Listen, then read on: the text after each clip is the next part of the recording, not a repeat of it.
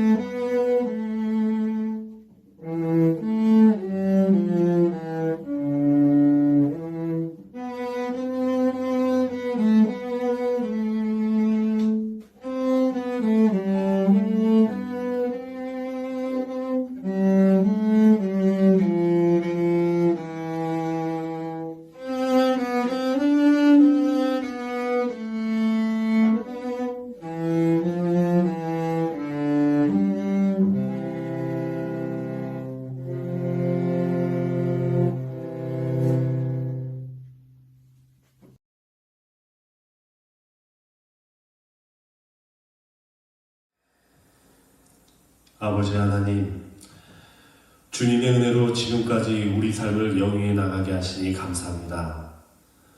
주님의 그 고귀한 십자가 보혈, 그 대속의 은혜를 생각하며 고난주간을 보내게 하시니 감사합니다. 오랜 세월 주님을 기억하고 반복되어지는 절기들이 무의미하고 형식에 치우치지 않도록 우리 마음을 붙잡아 주시기를 기도하고 간구합니다. 고난주간을 통해 우리의 신앙, 우리 신앙의 방법들이 절대적으로 옳다 여기고 주변 믿음의 지체들에게 뽐내고 자랑하고 지체들 위해 우뚝 서려 했던 너무나도 교만하고 부끄러웠던 우리들의 모습을 주님 앞에 회개하고 고백합니다. 우리를 긍휼히 여기시고 용서하여 주시옵소서. 지금 이 순간부터 우리는 모두 주님 보혈의 공로로 값없이 얻은 은혜 받은 자들임을 고백하고 인정합니다. 공의로우신 하나님 앞에서는 우리 누구 할 것 없이 하나님의 사랑과 은혜를 덧입고 살아가며 참된 그리스도인의 삶을 살아가게 하여 주시옵소서. 고난받으신 주님을 기억합니다. 우리의 소망 되시는 예수님의 이름으로 기도하옵나이다. 아멘.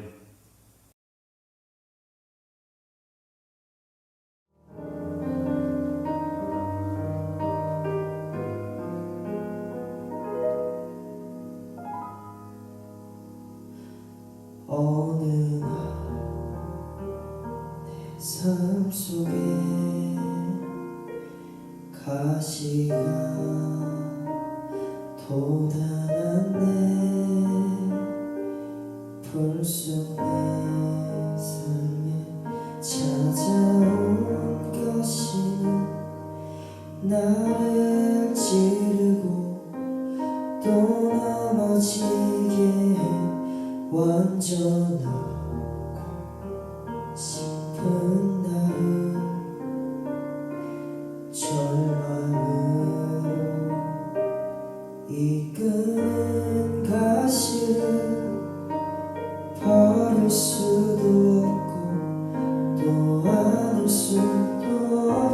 비로소 나는 수많은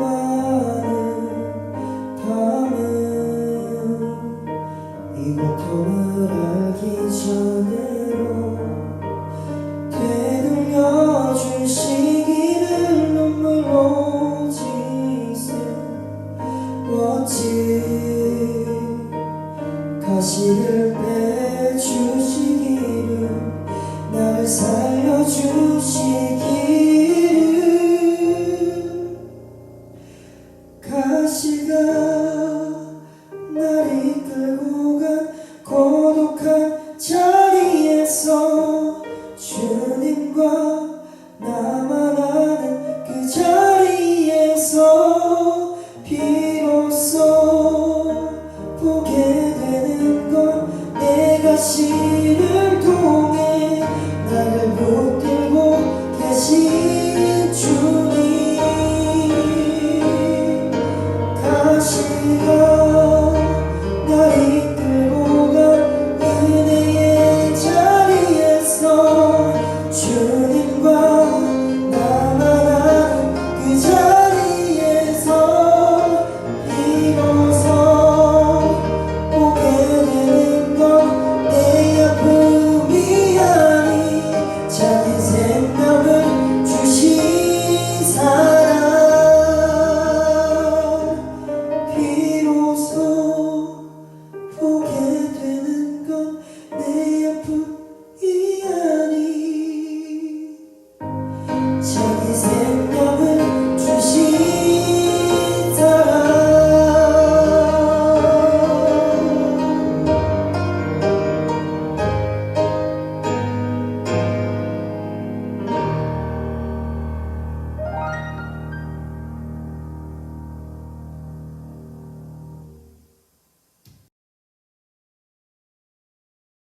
모세가 봉지 백성이 방자하니 이는 아론이 그들을 방자하게 하여 원수에게 조롱거리가 되게 하였음이라. 이에 모세가 집 문에 서서 이르되 누구든지 여호와의 편에 있는 자는 내게로 나와오라 하매 레위 자손이 다 모여 그에게로 가는지라. 모세가 그들에게 이르되 이스라엘 하나님 여호와께서 이렇게 말씀하시기를 너희는 각각 허리에 칼을 차고 진이 문에서 정문까지 왕래하며 각 사람이 그 형제를 각 사람이 자기 친구를 각 사람이 자기 이웃을 죽이라 하였느니라. 레위 자손이 모세의 막대로 행하매 이날의 백성 중에 상총 명가량이 죽임을 당하니라. 모세가 이르되 각 사람이 자기의 아들과 자기의 형제를 쳤으니 오늘 여호와께 현실하게 되었느니라. 그가 오늘 너희에게 복을 내리시니라. 이튿날 모세가 백성에게 이르되 너희가 큰 죄를 범하였도다. 내가 이제 여호와께로 올라가니 혹 너희를 위하여 속죄가 될까 하노나 하고 모세가 여호와께로 다시 나아가 여짜오되 슬프도소이다. 이 백성들이 자기를 위하여 금식을 말하노니 큰 죄를 범하였나이다. 그러나 이제 그들의 죄를 사하옵소서. 그렇지 아니하면 원하는 대로 주께서 기록하신 책에 내 이름을 지워버려 주소서. 여호와를 모세에게 이르되 누구든지 내게 범죄하면 내가 내 책에서 그를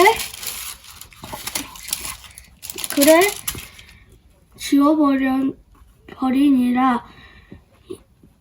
이제 가서 내가 내게 말한 곳으로 백성을 인도하라. 내 사자가 내 앞에 가리라. 그러나 내가 보응할 날에는 그들의 죄를 보응하리라. 여호와께서 백성을 치시니 이는 그들이 아론을 만든 바 그 송아지를 만들었음이로라.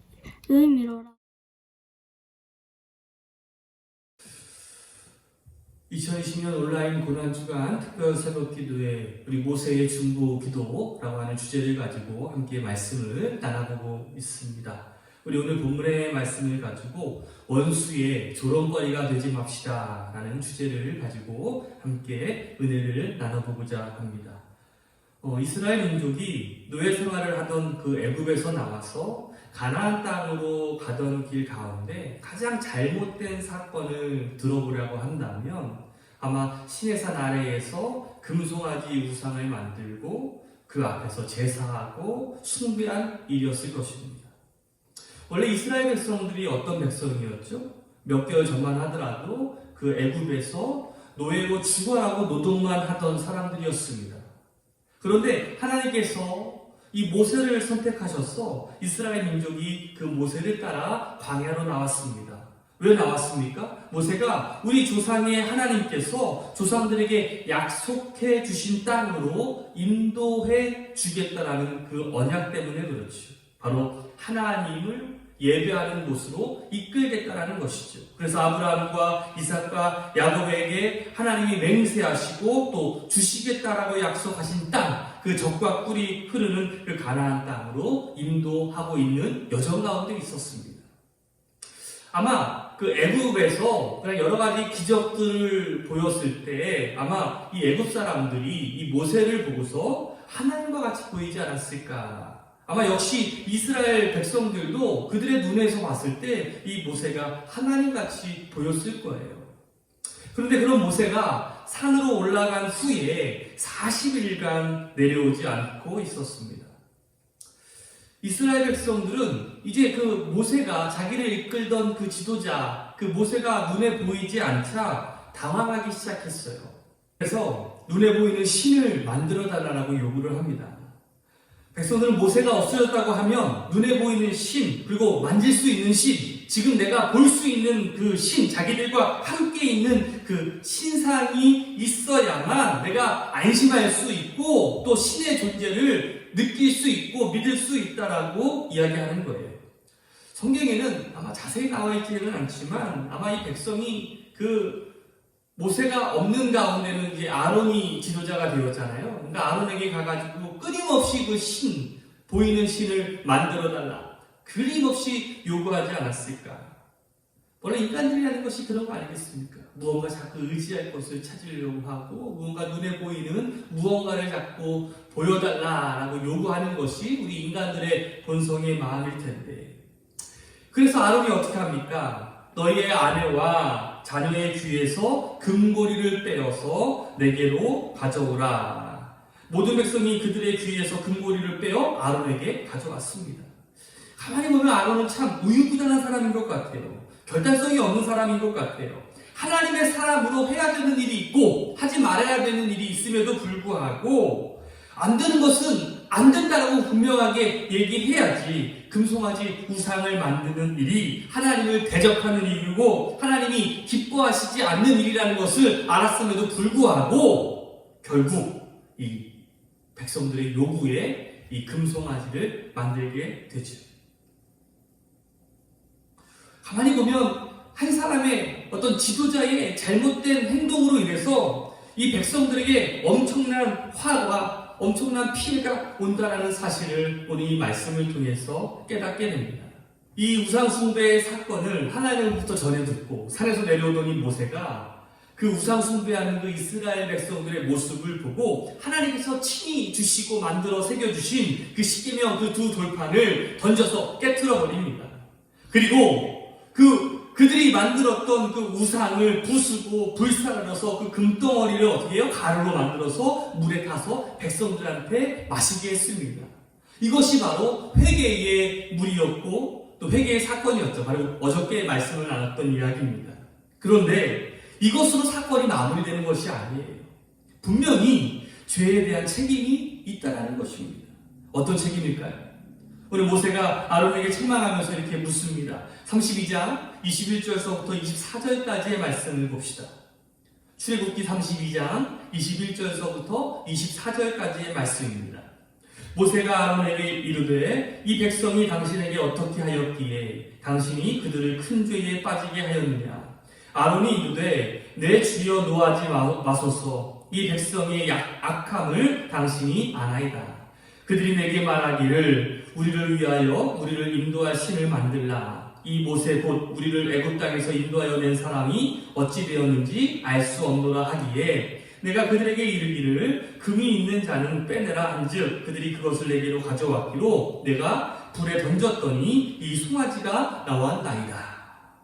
그런데 이 말씀을 보면 이 말씀이 얼마나 웃긴 말씀인지 몰라요. 지금 이 아론이 핑계하고 이 사건을 어떻게 하면 모면할 수 있을까 막 얼렁뚱땅 막 이렇게 모면하려고 애쓰는 그 모습을 보게 됩니다. 어찌 생각해보면 참 불쌍해요. 여러분들 생각을 해보세요. 금을 불에 딱 던졌는데 송아지가 딱 돼서 나왔을까요? 말도 안 되는 이야기를 지금 하고 있는 거예요. 지도자라고 한다면 자기가 한 행동에 대해서 책임을 질 줄 알아야 됩니다.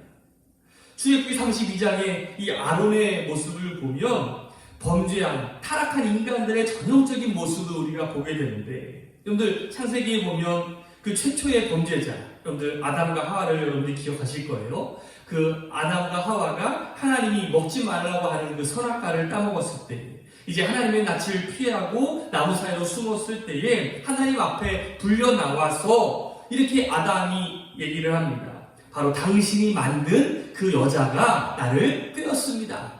당신이 만든 그 여자 때문에 내가 범죄했습니다. 라고 핑계를 냅니다. 바로 책임을 전가하는 모습을 보이게 되죠.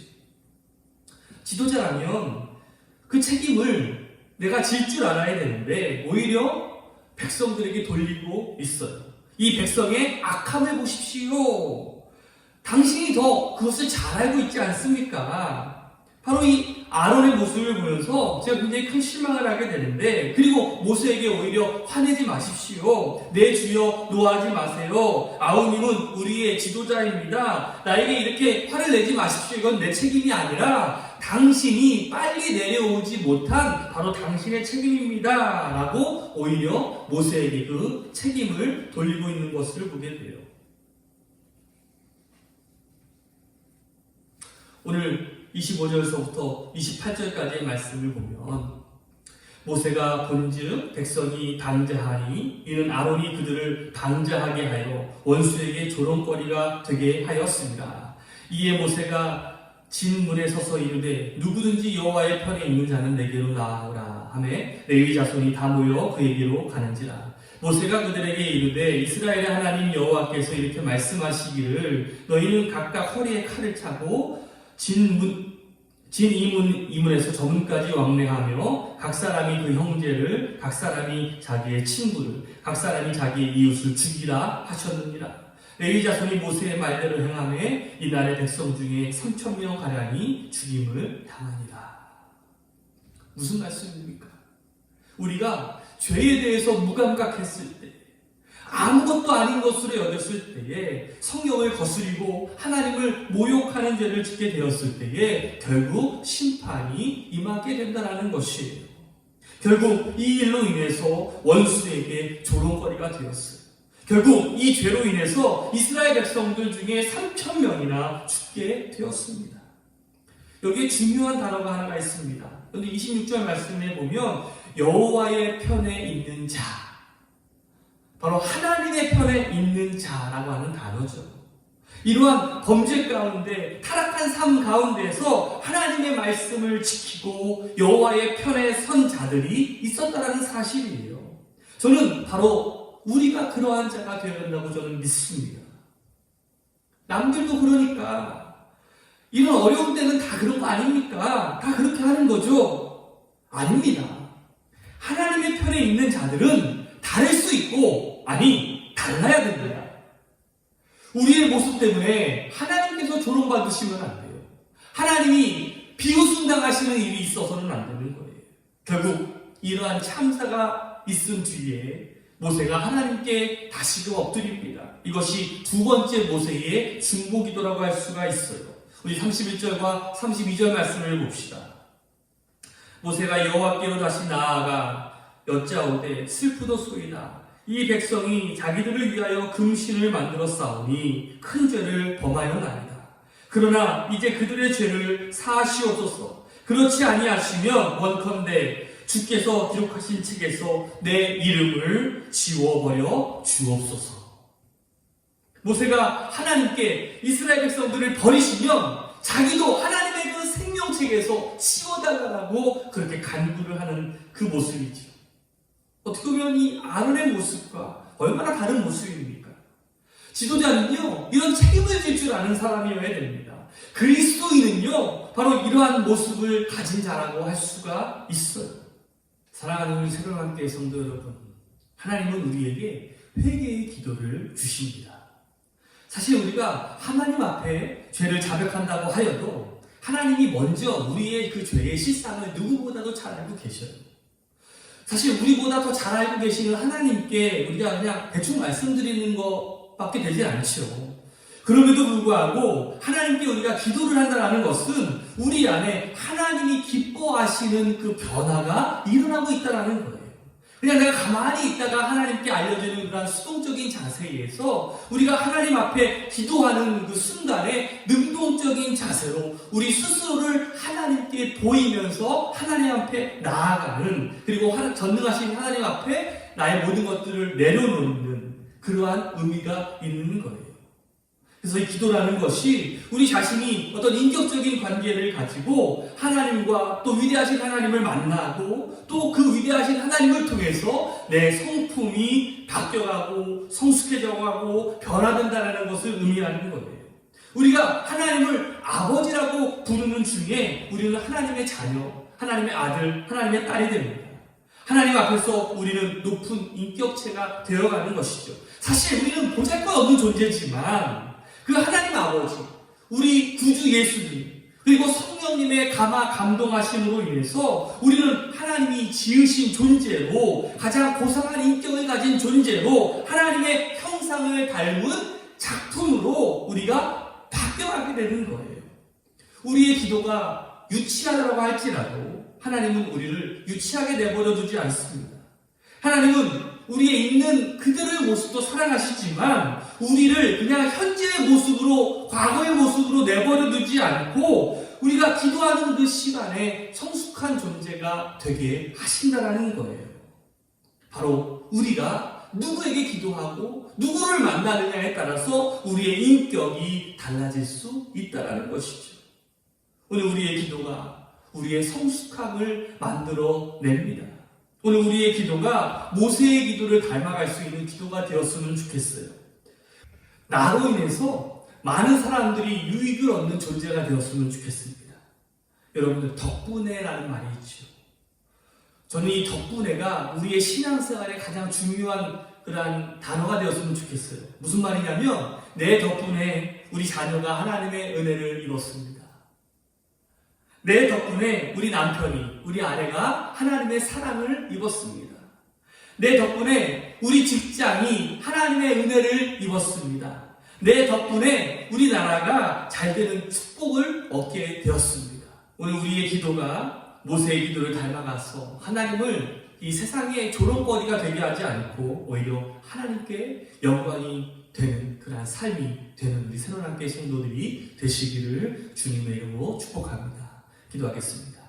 하나님, 은혜를 감사합니다. 오늘 이 모세의 중보 기도를 통해서 오늘 우리의 기도가 더욱더 하나님께 영광을 돌리는 기도가 되게 하여 주시옵소서.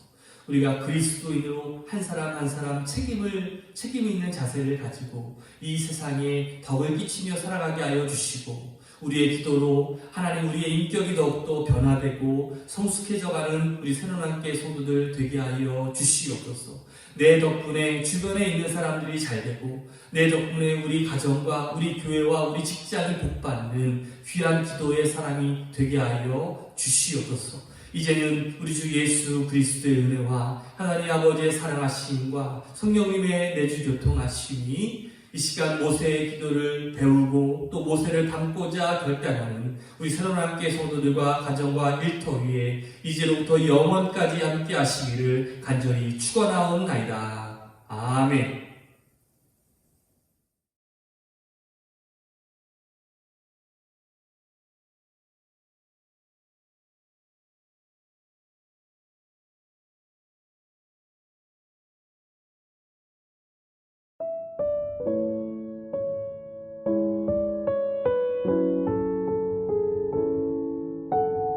주